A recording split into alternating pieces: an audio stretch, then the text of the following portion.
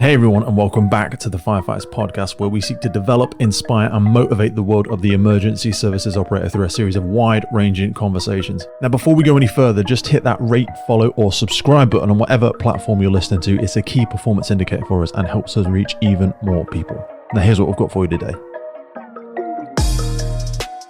When you strip away the slogans, the posters, the gym selfies, the social media, the podcasts, the anything, including the annual fitness test, you are left with a single brutal truth about this job.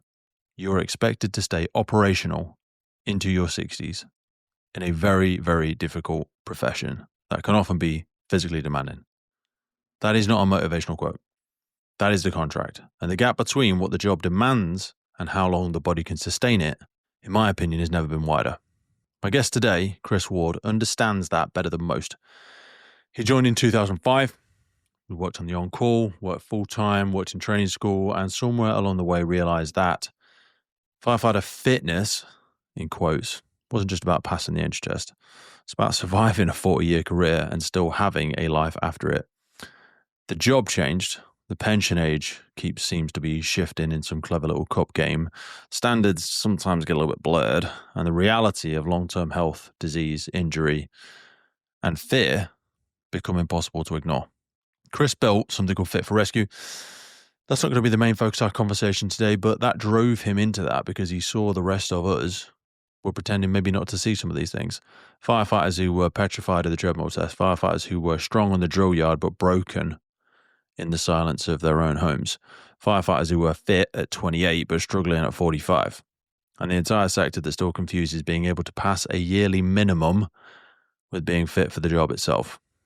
And when you listen to this conversation, which is part 1 of 2, you're going to hear why none of this is actually theoretical. Chris talks openly about his own struggles, ulcerative colitis, the fear of losing his career, about the adrenaline and consequence of real incidents, but also about age catching us up and about the moment you stop being invincible and start realizing you need a fitness pension, as I like to say, before you need that financial one. In fact, way before it. This 2-part series is about lots of things. We're going to talk about the health span of a lifespan. We're going to talk about consistency over ego. We're going to talk about the reality that you cannot learn to dance after the music starts. And that music has already started, ladies and gents. It's not about taking responsibility for the only thing you can truly control. That is the body that you bring to work year after year, decade after decade. Hopefully, this episode is landing with you in a period of time when maybe you're starting to think about that change. I know it's November now, but that strange time of year that people start telling themselves they'll sort it in January. Something magical is going to happen when those 4 digits change at the end of the date. New year, new me, fresh start, bigger goals. But time waits for no one. Knees don't care about what month it is. Your heart doesn't care about what month it is. And the job definitely doesn't care what time of the year it is. The only perfect moment to begin was yesterday, and the next best moment is right now. So if you are feeling the whispers, don't wait for your body or your mind to scream before you think about making some personal changes. So buckle in. This is a firefighter talking about firefighter problems with firefighter honesty. And it might be one of the most important conversations you hear this year. I'll see you on the other side. Purpose of life is to die young as late as possible. Someone said that to me, I think it was like 10, I might even read it in a book, but I remember I write so much stuff down in my phone and I went, that is a lovely like duality, like a hypocrisy flip clever word thing. Do you know what I mean? Where it's like the purpose of life is to die young as late as possible. Like when we think about that dying young as late as possible, I think it's like the entire firefighter fitness problem in one sentence. We've got a job that expects you to be operational into your 60s in one of the most physically demanding careers. Like, how do you math that impossible math for yourself? I think we're a similar age now, and we were saying before this, like challenges that we're having. It's not as easy. It's not as easy. I don't care what anybody says. Being fit in your 20s is a trick. Do you know, everybody's fit in their 20s. Oh God! Like when I think back to when I started and the stupid stuff that I could get away with in my 20s. And there is no way now that I could do half of that stuff and get away with it. I mean, after the last British Firefighter Challenge, managed to do that, fine. Bent down in the shower the next day to pick up shower gel, twinged me back. Like, it's literally, I didn't appreciate what I could do back then. And when I started and people were going, oh, you're going to have to work till 60 now. I was like, okay, well, that seems... You do. There's no comprehension of that. No, it's like when you get your mortgage and someone says, you're going to have to pay £350,000. You're like, okay. Like, I mean, that's just keep paying till it's the end. The number, 60 years, you just can't really comprehend it because years are so long. I always say it like, if someone says to me they're 50 or something, and I'm like, well, the average male dies at something like 76, I think it is in the UK, 76, might be slightly older now because we're living longer. I'm like, you've got 26 more Christmases left. And if you put it into something that's more quantifiable, you go, oh shit, like this is one Christmas coming up very soon. I've got 25 of them left. Or if your dad is 80 and you're like, well, he might have 3 more years left or 10 more, you know what I mean? You can't quantify it when you're that young.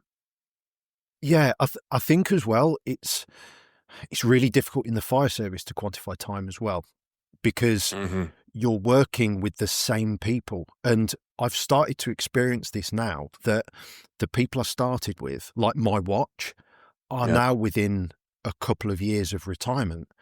But I haven't recognised that because everybody is the same age.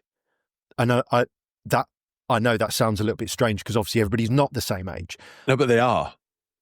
But they are. This is the beautiful thing about it. Yeah. When someone says, oh, you know what, when we were growing up, you were like 5 years older than me. And I'm like, I'm still 5 years older than you now. Yeah. That doesn't change. It's when people are now counting down like their last times. Their last BA refresher, their last RTC refresher, their last fitness test. Weird. And I'm like, oh my God, like now I'm that firefighter that people are looking at. Yeah. And I'm like, oh, that's scary. I said it to the watch yesterday when we were watching something at the end of lunch. There was a TV on in the other room and we could hear a theme tune from, I think it was the A-Team or something like that. And I was like, da, da, da, da, da, da. And I was like, oh, do you remember this? Because remember when we were growing up, this was the fucking thing. And then the lads were like, well, I mean, you know, with respect, you know, Gaffer, like we weren't growing up the same time, were we? Because you're like 15 years older than me. And I was like, oh yeah, right, kit on for drill then, motherfucker. Yeah. But it's a fair point. You just look at them like they're the same age as you. And they're really not. They're really not. What we're talking about, like something similar about music. And it was like, oh yeah, you know, this was on in my car. And there was the new Firefighter Apprentice was like, oh, what's that? And I'm like, what do you mean, what's that song? What? Sacrilege. How dare you? It is. But you just see exactly what we've said. Everybody's in the same boat. But going back to the original quote,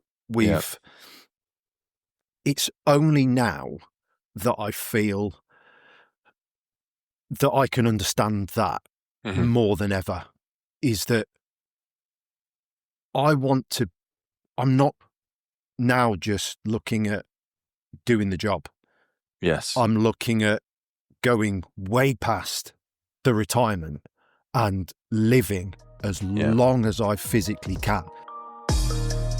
This episode is brought to you in partnership with Godiva Limited. Godiva is one of the world's leading providers of specialist equipment for emergency services market. Godiva produces a comprehensive range of fire pumps, including vehicle-mounted, portable, and their cutting-edge integrated total water flow control system, SAMFlows. I've been using Godiva my entire career as a reliable pump on the fire ground.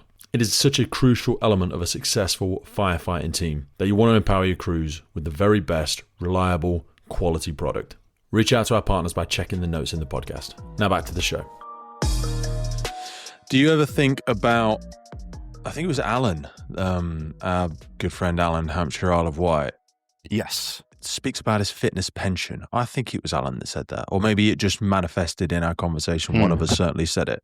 And I think that's a nice little, and that for someone, and I hate people that tell other people how to run their business, but like for someone like you that's a big person in the health and wellbeing fitness space for first responders, like that fitness pension is a nice analogy for like a course or something. Like if I was still in that space, I'd be like, well, this is a big portion of the population who are thinking like, how am I going to still do this stuff when I finish?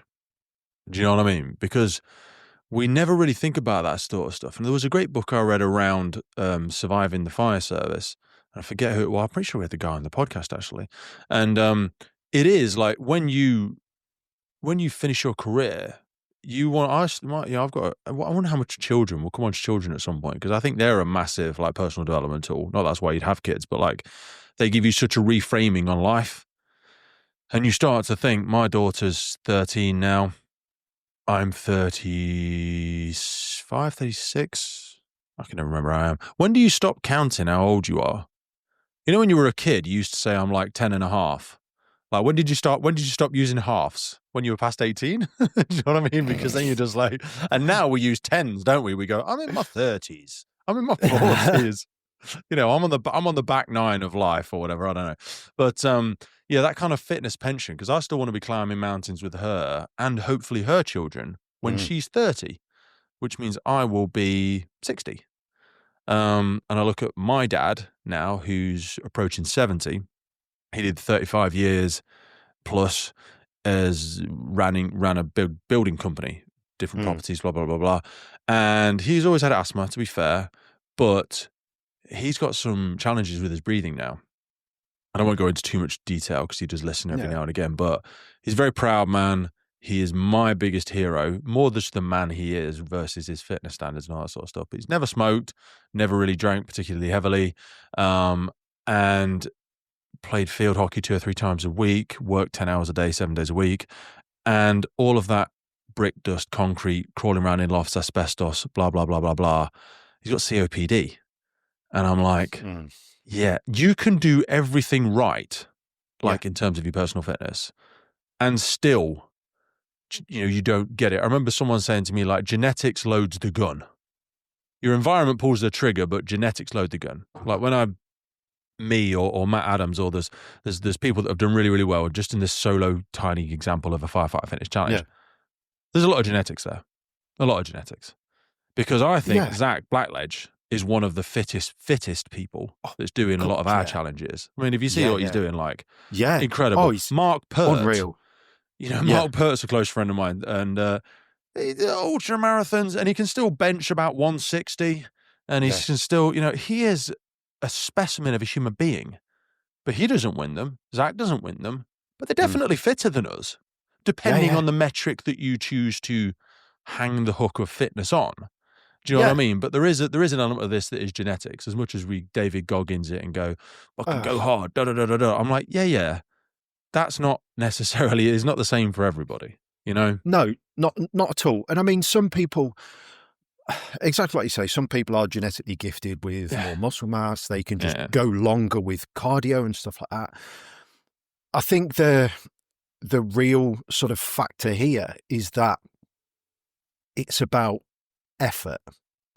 Okay. Especially when it comes to that fitness pension, as you say, because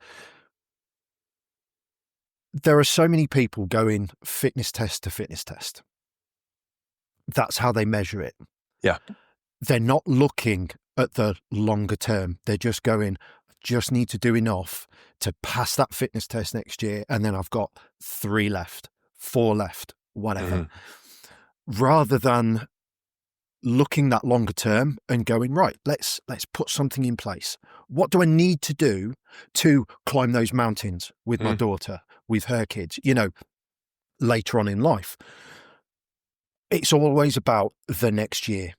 And it's all focused as well on what you actually need to do.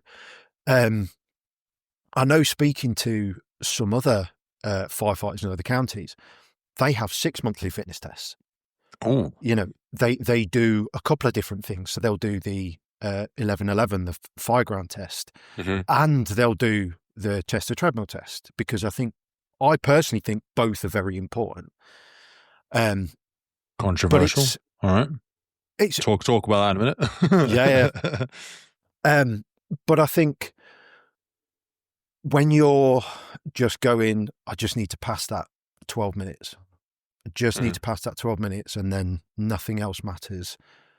Every 12 months, I'll do a You do get that, though, because like we are little dopamine machines. We like targets, smart target, smart target, summer shred, Santa shred is who's the guy that does that?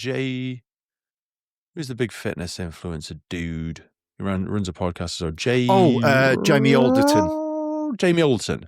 Very articulate guy. I like Jamie Alderton a lot. Not that he fucking cares what my opinion is, but they like to do that stuff. Winter cut. Summer bod, shred. January, let's start the thing. We're stuck to this, archaic calendar model. The calendar we just made it up, and it doesn't even fit. That's why we had to add 2 months millennia ago, whenever it was. And then we also had to put the leap years in because it doesn't really fit. So I mean, that's we've got daylight savings hours. We just kind of crowbar it into the way life works now. But it really all came from the Industrial Revolution and farming more than anything else. Farming was the seasonal stuff where they needed to try and get the dates in order. And then time. So it was seasonal and farming. This is a segue you didn't think we'd get onto. Seasonal and farming to start with. And then it was the Industrial Revolution, where it was units of time and paying you for units of time, because you used to just get paid for tasks. I'll pay Chris to build a well on my property. It's up to you how long it takes, Chris. We just agree on the price. And that's still kind of sometimes how building works now. I pay you to do the house. If you want to get it done in 6 weeks or 6 months, whatever, as soon as you got it done, that's the price. And then we started exchanging time for money. And I think that was the biggest trap we ever came up with. And people like you, me, and others have those little off spurts of rebellious entrepreneurialism where we're like, well, fuck that. Like, I could get a lot more done than so-and-so in 3 hours, but I'm not going to do it for you because you're only going to pay me that much for 3 hours no matter what I do. And then we started doing a bit of that. But the point I'm cycle back right to, we like goals. Like you do. You're on a goal at the minute. You're doing, you're shredding your body down to some sharpened weapon of emaciated bodybuilderness. We'll go into that in a little bit. But we do like goals. We like time. It gives us a target. But it's also a bit of a false flag, because that almost builds into the people's minds that this is something that I'm not going to have to do forever. This is a temporary, I don't want to say trick, but it's like, fuck me 4 more. You said it before we started, didn't you? You were like, I've got a few more weeks or days or whatever it is left on your own personal chapter of what you're doing at the minute. But that, for you won't fall as far as others. Because you'll probably then transition into some foundational elements of stuff you've done before. You've probably already got the next phase of whatever you're doing planned in. But do you think that is a net positive approach, depending on people's motivations, I suppose? Big question. There's probably 27 questions in there, sorry. That's my ADHD. Talk about farming if you like. Fuck it. I know. Well, farming, yeah. I think whenever it comes down to goal setting, exactly how we sort of came onto that with the fitness test, that is the goal in so many people's eyes. And when you look at firefighting as a whole and the sort of sell that happens a lot for people to come in, firefighting is this, firefighting is that. We still have that I'll say illusion of what firefighting actually is. Oh, the 1,000%. Majority of the time. 1,000%. Yeah. Ironically, I was thinking about this podcast this morning when I was in the shower. and thinking about how to sort of put this across. And the fact that having a conversation. How was it in the somebody, shower when you were thinking about me? Was it good? It was. Did it feel like a sneeze, but better? We'll talk about that. Sorry, we'll talk about that afterwards. It is beyond a privilege to be able to bring the Firefighters podcast to you, and we are so grateful for every single person that supports, listens, shares, and follows our journey. But here's the honest truth. It takes a colossal amount of time and work to keep the podcast going. And to help us keep doing it, create more, reach more guests internationally, and make the podcast sustainable, we're asking for you to help. And to do this, we've set up a Patreon page. Now, by joining this, you'll not only support the future of the podcast, but also gain access to exclusive benefits. Now, if you've ever wanted to meet a member of the podcast, buy us a beer, buy us a coffee, and you think anything you've ever listened to on the podcast has been worth £3, that's basically what we're asking you for. By joining our Patreon community, you will get access to every single full episode archive we have ever made. Now, hundreds and hundreds of key documents that we've got in there on fire behavior, firefighter health, cancer risks, incident debriefs, and so much more. So if you feel like you want to join the Patreon crew and help us make this possible, head to patreon.com/TFFPC or check the link in any episode podcast notes. I always think of the shower. I have my phone and I record audio notes when I'm in the shower because just the process is flowing. Or I'm in the ice bath as well. It's the same. It's weird. It's just that opportunity. Yeah. But yeah, it was how we get people to join and we go, this is what firefighting is, and all the training that you do to come in. This is what, you need to do ladders, RTC, BA, and you're going to put fires out and you're going to do this. And then the majority of the time you're going to standbys or you're putting out bin fires or you're doing this. And actually you need to have that anchor of actually what you might have to do. And it's really difficult when you haven't. So where I am now, like 20 plus years into the service, the stuff that I've done, I can anchor to that because I'm going, holy shit. Like I had to do that, and I'm but you still didn't do them every day. The thing is, you've got, same as me, you've got like 20 years condensed into your and my small brains. So there's lots of things to pick from our buffet of experiences, but some of them were still spread out. There were still many months of, not noteworthy. I didn't write home about the last tour that I did because there was, a couple of shit calls, one good RTC. When I say good, as in we managed to do a bit. Yeah. Do you know what I mean? But then over time, it's like looking through a family album. It's like you don't put in the boring days where Pete was upstairs podcasting while you were downstairs making dinner. Do you know what I mean? It's the thing you went to and the theatre we went to last Thursday. That's the stuff that makes the memory book. And over time, there's just more of them, isn't there? Yeah, it is really difficult. It is really difficult to anchor to something. For myself personally, I just don't want to struggle. I don't ever want to get to that point where I'm having to consider my fitness as an element of what I need to think about. Like, I'm already having to think about so much, especially being a watch manager now, turning up to a job. And I know, I've had people turn around to me going, well, you don't have to be as fit anymore. It's like, mate, we're 4 on a truck. Yeah. It's like there is no getting away. Like the old sub-officers and the old watch managers that could stand back. You can't do that. And you can still do it in some brigades. Yeah. I use the word brigade specifically. Because they've just got more people, And that exactly. House fire, 8 pumps in attendance. What the fuck? What's a quarter of the service doing there? Oh no, that's not there. Yeah. Poking fun, but there is, but you're right. The vast majority. I mean, even I think 60% of the UK Fire and Rescue Service is on-call retained anyway.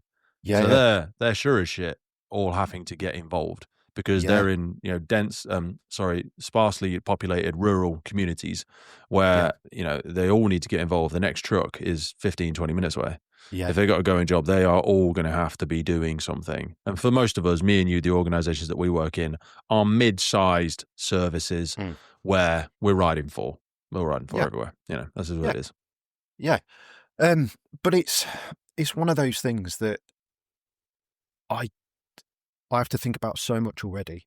And as a firefighter in the back, having to think about BA, having to think about how you're going to like make cuts or chock a car, you know, little bits like that, looking at the surroundings.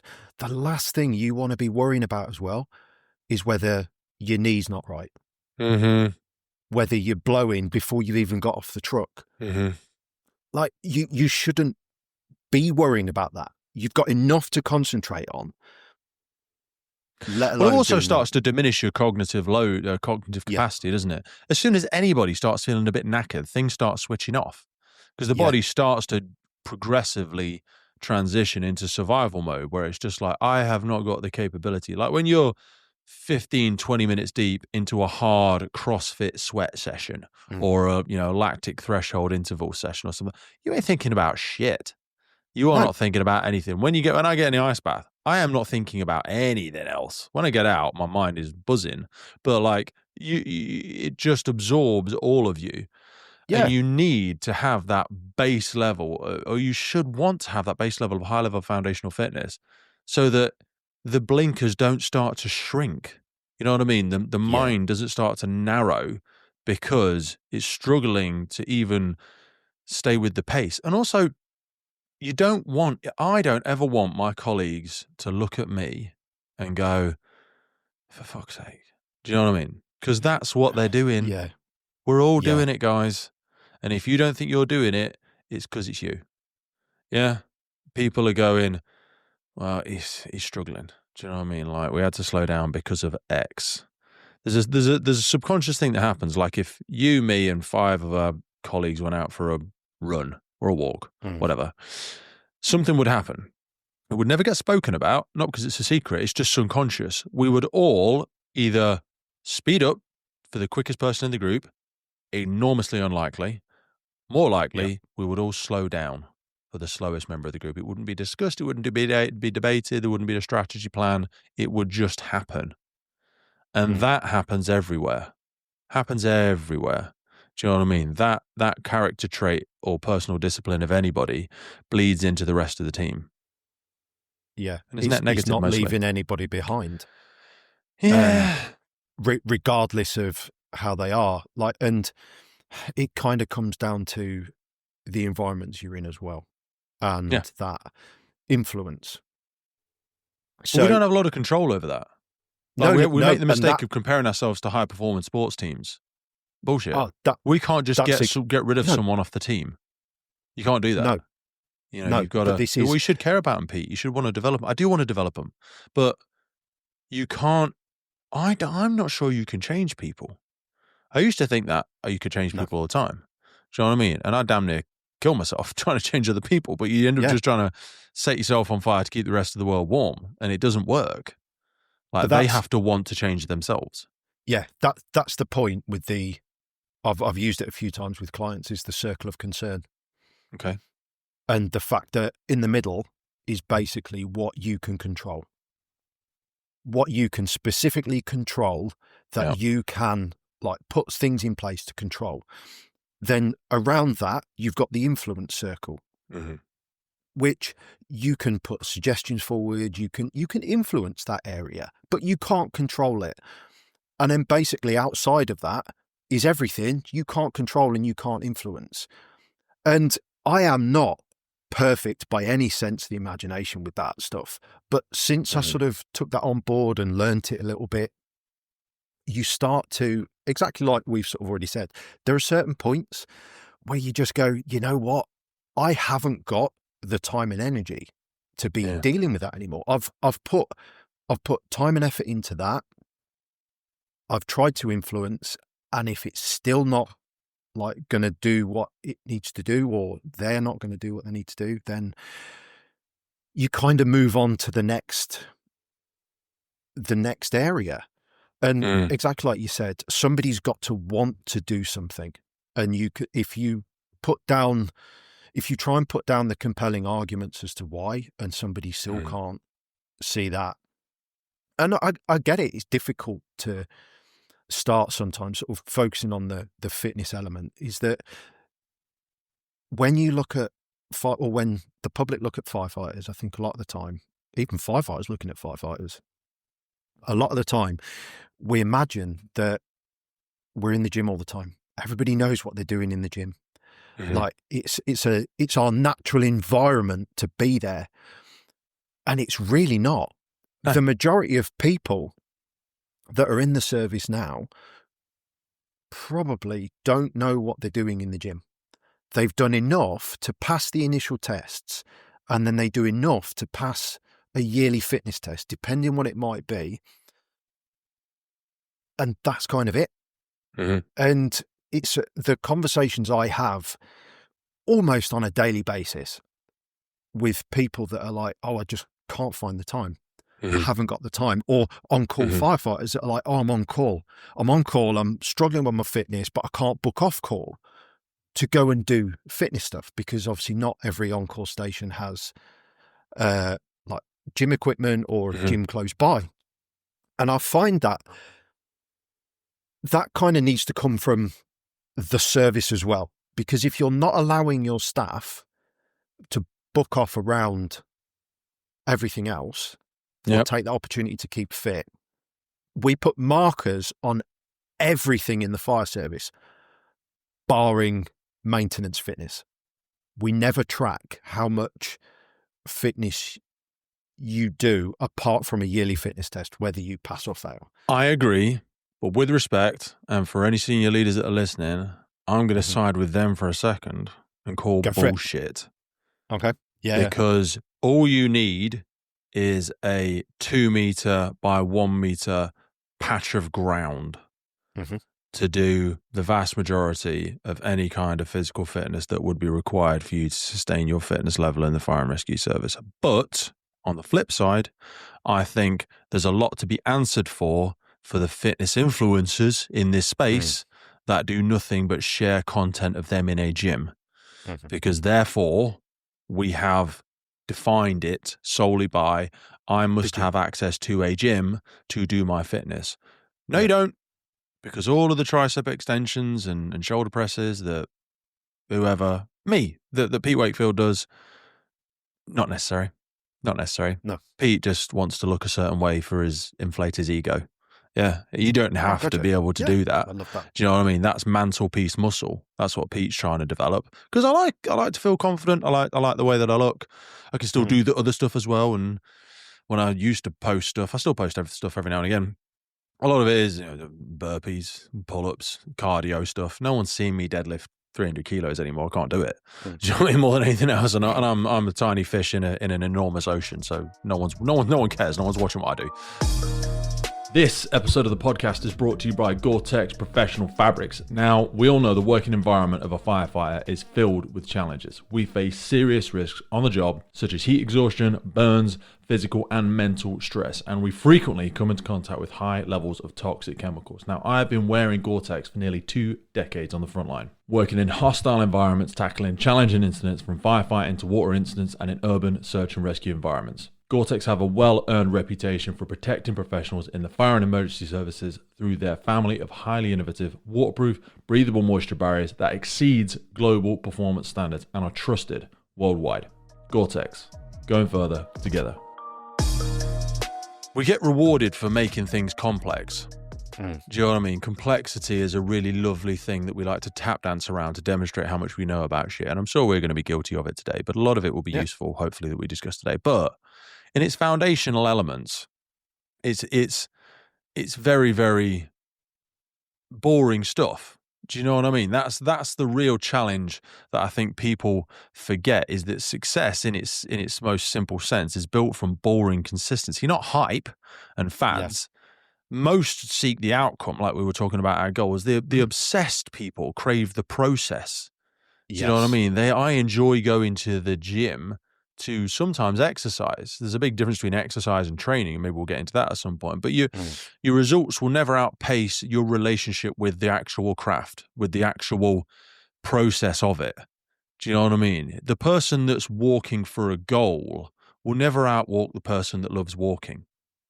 Yeah. You know, and I could relate that to this silly podcast thing. You know, there's been quite a couple of magazines, there's been a couple of services, unions, who have started their own podcasts, but it's a chore. You did a podcast for a while. Do you know what I mean? And it's like, it doesn't make any money. It's not a money game. People that have started it because they're like, oh, I've seen this podcasting's a new thing. Like, we should do podcasting. It doesn't make any money.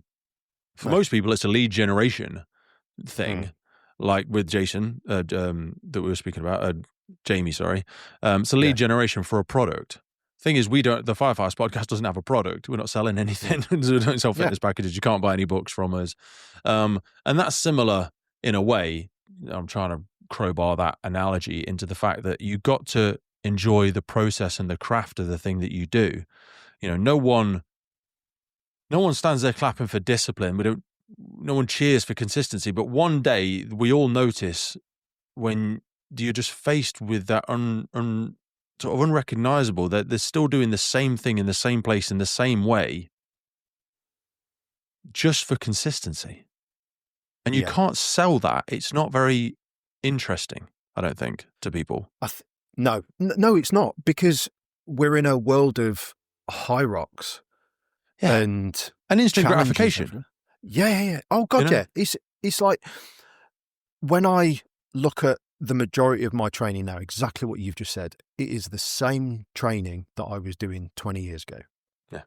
Because it's that consistency. It's the fact that, and I'm no longer in the beginner gains section.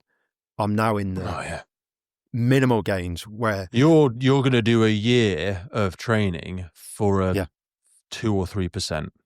You know what I mean? You're not getting a really fast reward loop on, not going backwards as a reward. Fuck going forward and sometimes. I tell you what, I think that's the biggest driver in so many people, is when they do come away from where they were and where they've got to.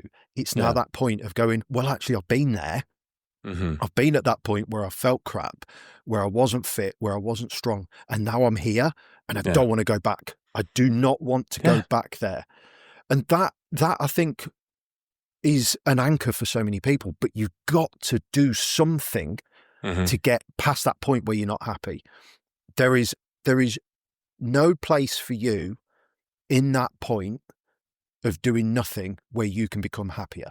You have to do something has to change for you to become happier. Yeah. If nothing changes, nothing changes. Exactly. Ultimately. It's not rocket science, No. I want to take you back for a second. You said about the circle of concern. Great point. And then you went into talking about influence. You were aware of the Serenity Prayer, I'm guessing. Serenity Prayer. Are you aware of that? Possibly. Because that's where most of this... So Serenity Prayer is used... So I went through a period of addiction when I was quite young, my early 20s. And the Serenity Prayer is often used in Alcoholics Anonymous, but it's actually more obviously because it's a prayer. It's just religious context. It's basically, God grant me the serenity to accept the things I cannot change, courage to change the things I can, and the wisdom to know the difference. That is I used to have to I didn't have to, but I was encouraged to recite it regularly because of all of the things in my life that were bringing negative energy to it, what I had in, because I could go, I wish all of the people who were addicted to the same thing I am addicted to would like to go on this journey with me, so I do not have to abandon all of my friends and my social circle who are currently involved in narcotics. But that's outside of your sphere of control. But I wanted to relate it to your conversation, or our conversation, because we spoke about the watch, all the people that you work with. There's also a really emotive element to this, which is our inner circle, which is the people that we live with, our significant other, our partner, our parents, our upbringing, our children, perhaps. Like we said before we came on, or I said, and you let me fucking waffle on for a minute about it, was like, being successful at anything, you have to get really good at saying goodbye. You have to get really good at saying no. And that's maybe easier when there's a business excuse or a financial justification.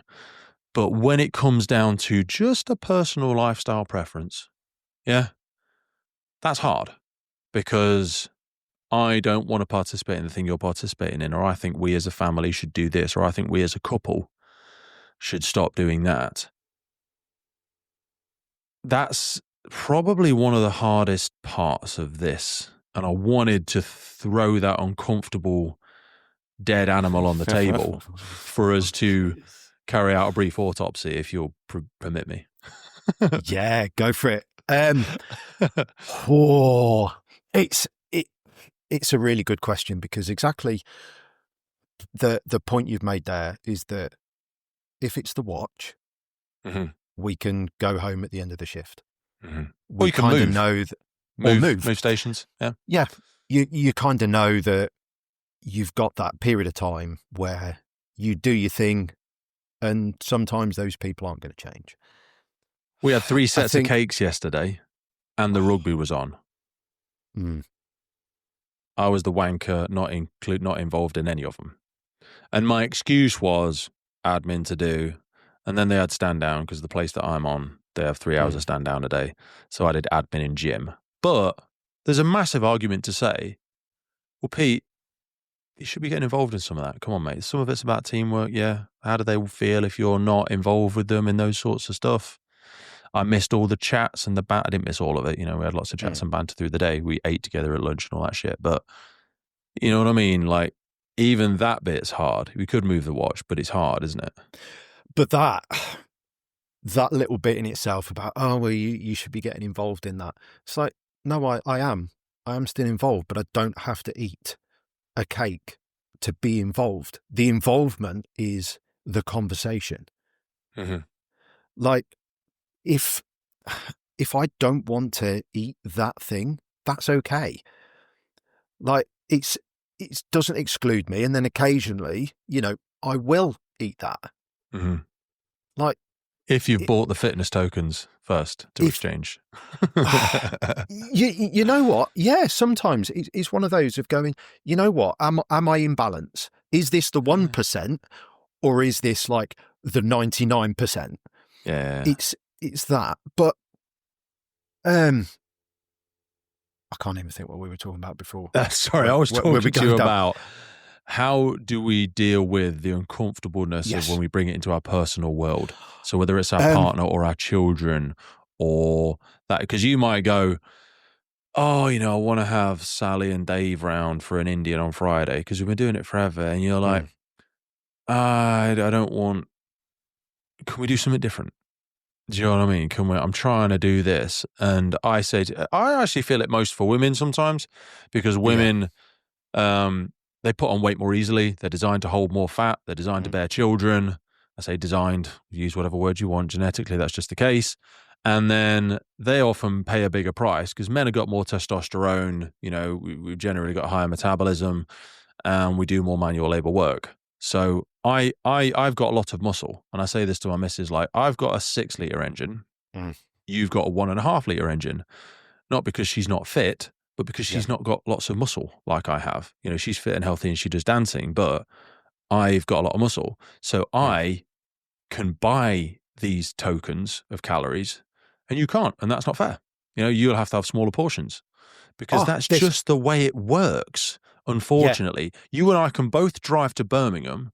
I am driving a 6-liter vehicle. You are driving a 1.5-liter vehicle or whatever. Do you know what I mean? I am going to burn more calories just every day than you are. Just sitting here now, I am burning more calories than you. And that is not fair, but that is genetics. Yeah. And it's such a difficult thing. It's a difficult thing. I mean, my partner, she has different sort of fitness and body goals to me. And there is some clashing sometimes, because I would obviously like her to do it a certain way, and she's got her sort of almost ingrained philosophy. Don't coach me, Chris. I'm not one of your clients. Sorry, flashback. Oh God, it's like, but it's exactly that. Yeah. Oh my God. But it's again, I think sometimes you have to take a breather, because it's dead easy.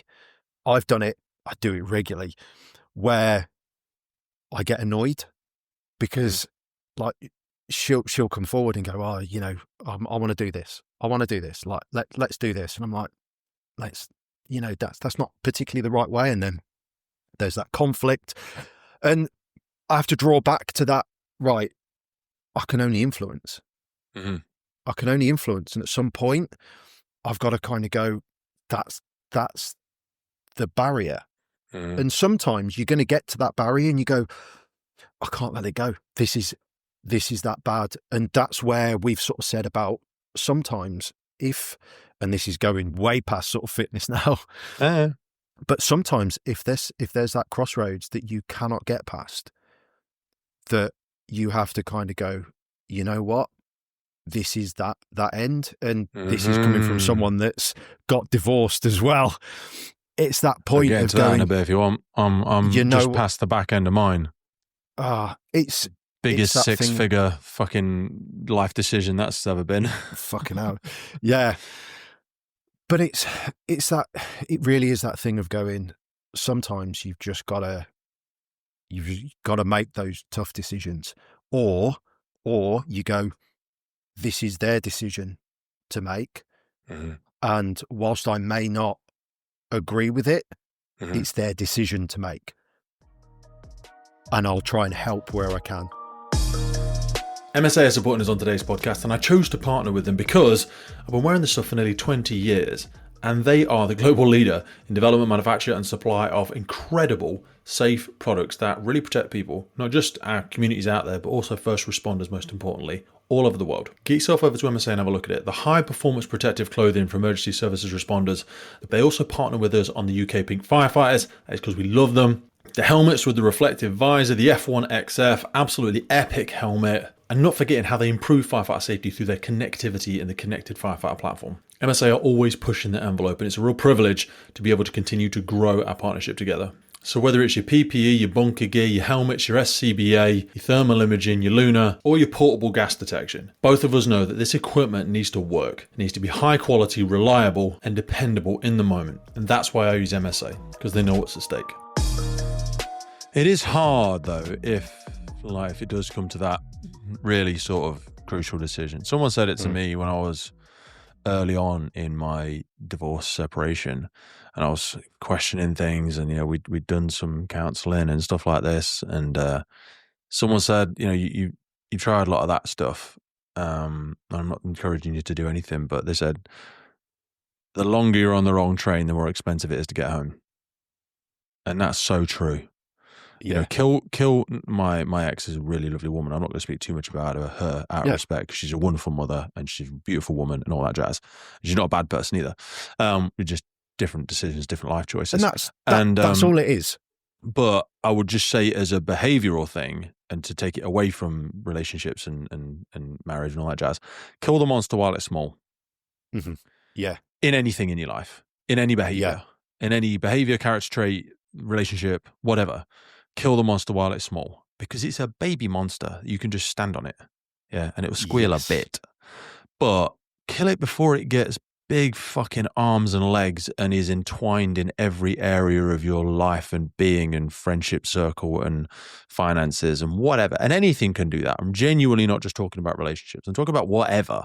Habits, environments, just any choice can wrap its tentacles into so many areas of your life, and it's hard to then separate it, because it's equally the same with habits. Like the habits start so small. The chains of habit that hang around us are so light when they start. You don't even feel them, but then they become so heavy you can't break them. You need literally fucking massive, heavy-duty set of jaws to snap that shit. And it becomes a massive cognitive lift to try and rip yourself off that. You try and move a train from one track to another. Oh, mate, you're never going to do it with a bit of a nudge. You're going to have to smash that with a sledgehammer every day. And then it's still going to hurt and be uncomfortable and clunky. Yeah. You've literally got no clue at that point what you need to do, because it just seems so massive. And going back to the sort of relationship bit, I mean, me and my ex started counselling at the point kind of no return. Awesome. And it's it's exactly what you've just said, though. It's that thing where every little thing has now grown so big that you're no longer talking about solutions to those things. You're talking about those things and how you cannot get past them. And it goes exactly what you said, everything with your life.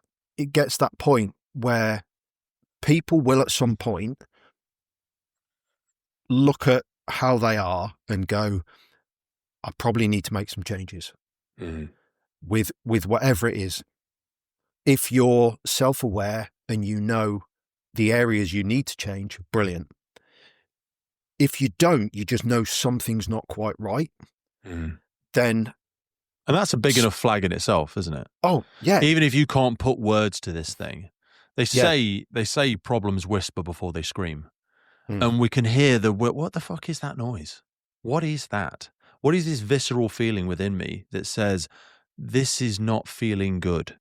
I don't know what it is. I'm not self-aware enough to articulate specifically. I can't put my finger on the thing that's in the fog, but something is off. And I feel that rub on a daily basis that this is not good for me, something that is happening now. Yes. And I tell you, that's, if you're the books, I after my divorce, I did a lot of like soul searching and a lot of like self-development because I felt it was important. I recognized in that point, and again, you know, a lot of first responders get divorced. I think it's one of those things, it seems to be.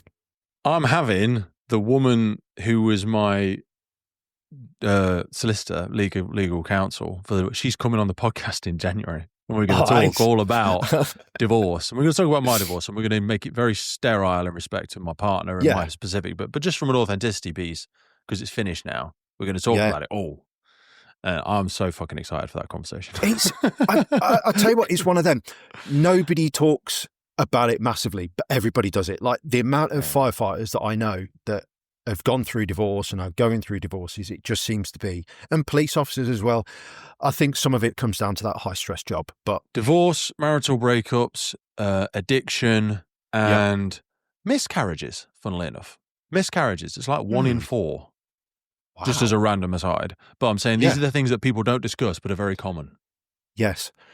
And I think it's one of those things that being able to understand yourself and recognizing your own flaws is an important place to be. No one is perfect, ever.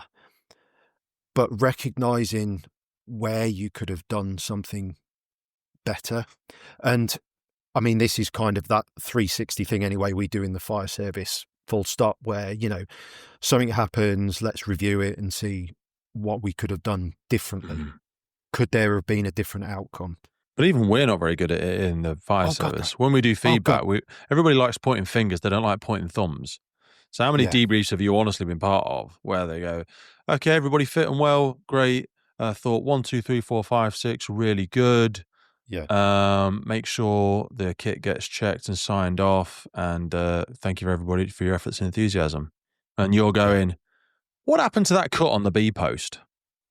Because I only saw it from the other side and it looked like a fucking mess. Like it just did take us an extra 20 seconds because something went wrong there. Can we just discuss that for a minute? You know what I mean? But no one says that stuff.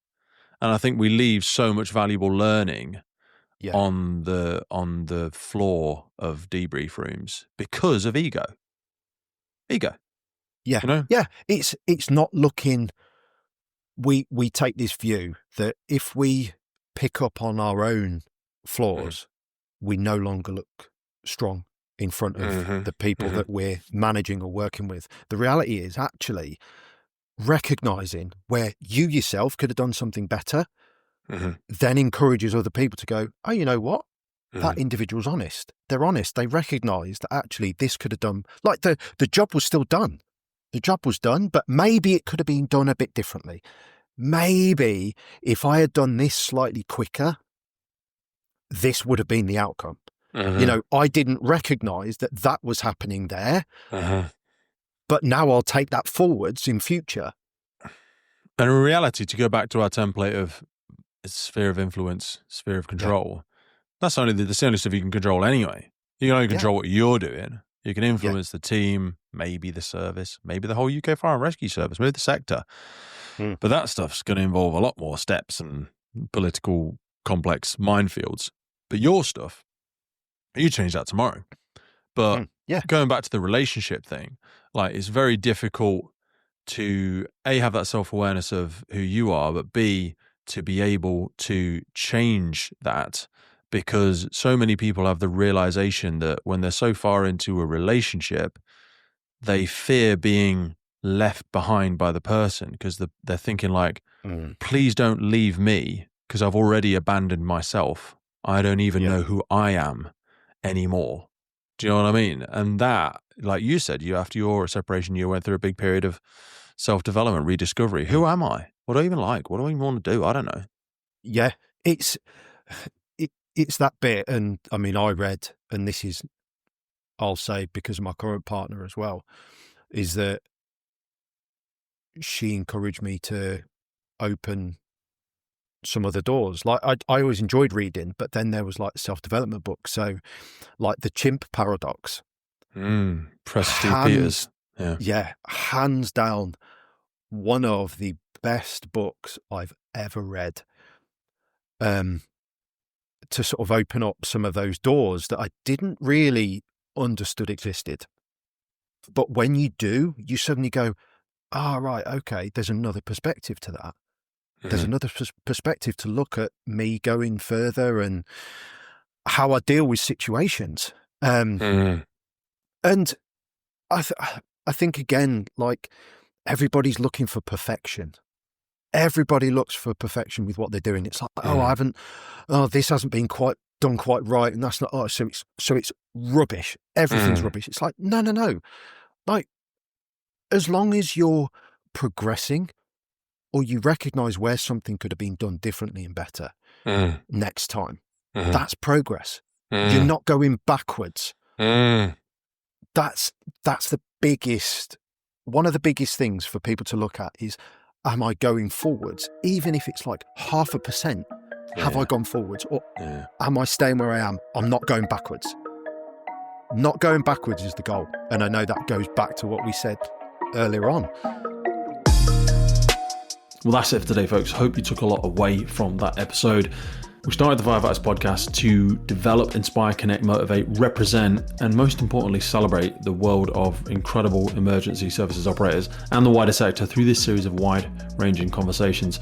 We really love creating this podcast and bringing it to so many people. Did you know you can also find these on YouTube? We do a lot of video podcasts now. You can head over to our YouTube page and follow, subscribe there. And as a final ask from us, whatever platform you're on, please rate the podcast. It really helps us as a key performance indicator to reach more and more people. I've been your host, Pete Wakefield. This has been the Firefighters podcast. And wherever you are in the world, please stay safe, be happy, live with intention, and where possible, please remember and support your firefighters and first responders. I'll see you next time.